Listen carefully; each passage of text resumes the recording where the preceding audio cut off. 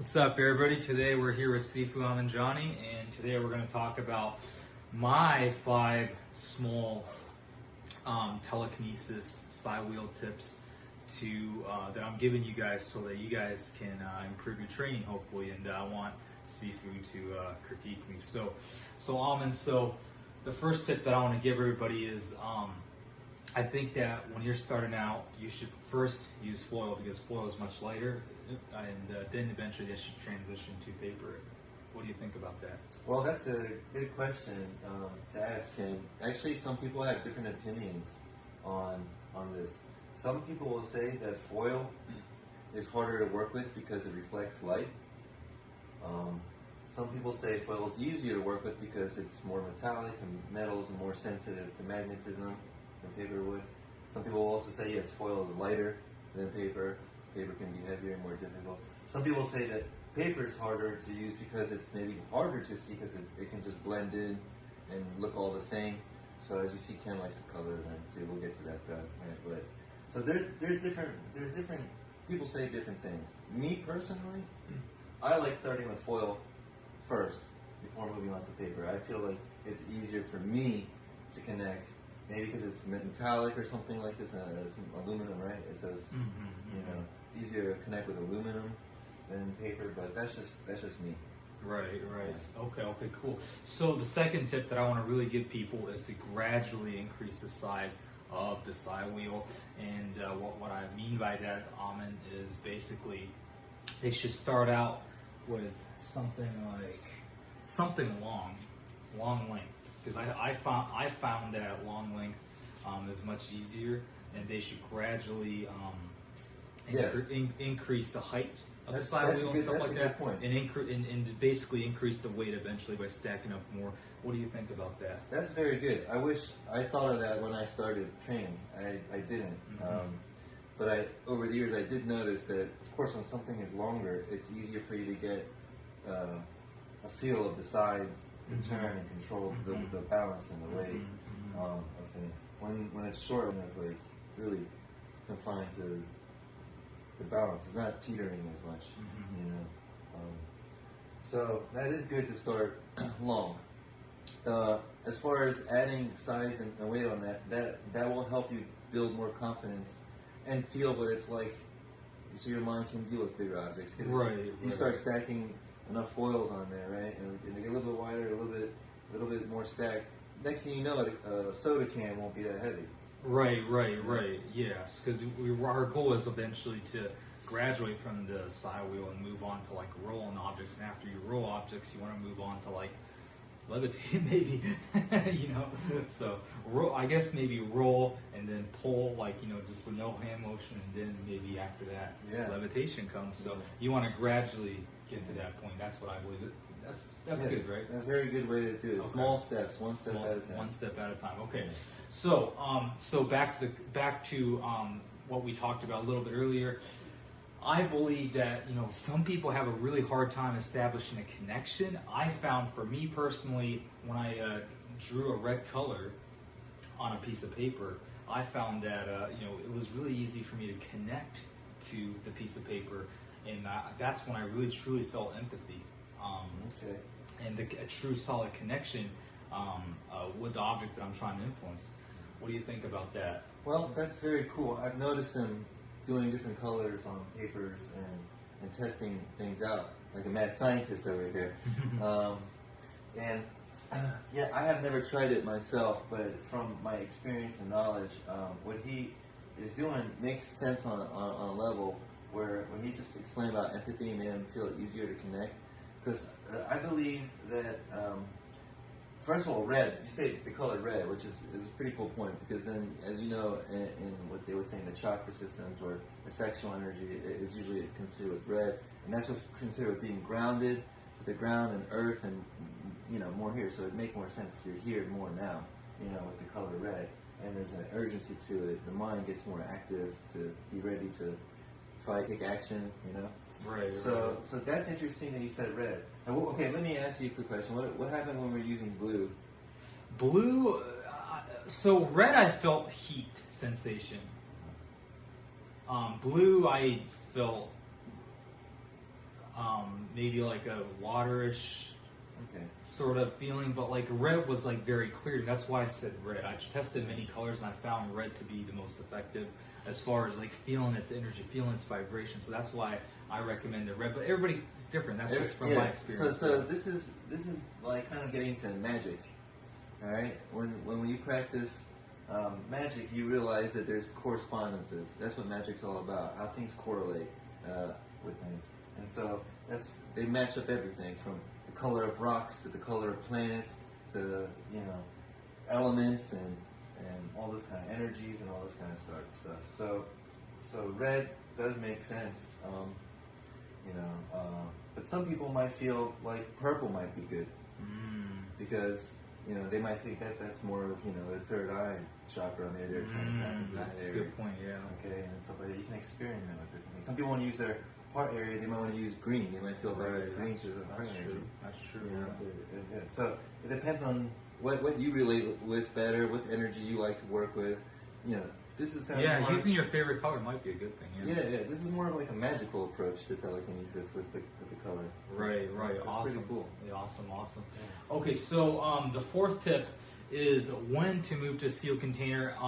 This is I guess the question that I often get. It's something that when I have to make a transition, I wasn't sure when to make a transition to a sealed container because sealed container is obviously much harder.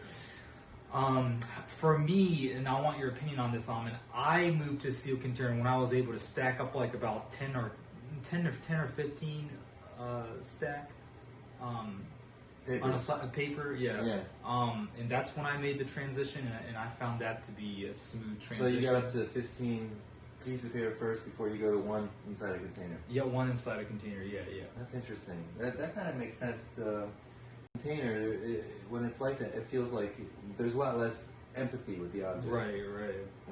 You have to find like just that one out of the 15 papers Right. like worth of empathy to get Right. it. So I can see like stacking would be very helpful before you make a transition. Right. It's heavy if you can. Right. Because inside the sealed container, there's no energy in there. Like when it's outside the container, there's still some energy in this room, even though there's no airflow out like it is outside. So another tip I like to add, especially whether it's in or out of the container, to get a better feel of the empathy is I notice a lot of people when they practice telekinesis that they're always practicing at a close range.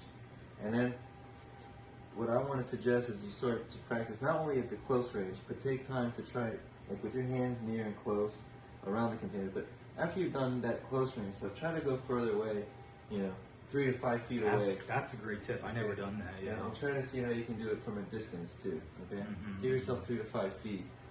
Try to practice at 3 to 5 feet. Then you can even try even further. What happens when you go 20 feet away or 15 feet away? I probably wouldn't try more than 12, 15 feet away. Yeah, you got to go to see it, but yeah. I mean, I just did a demo where I actually did it over the internet and stuff like that. You can eventually get to that point as well. So so that's actually really good. Yeah. So the last thing I want to talk about is what you should do before and after. So obviously telekinesis is a very draining practice. Telekinesis sucks a lot of energy out of your body.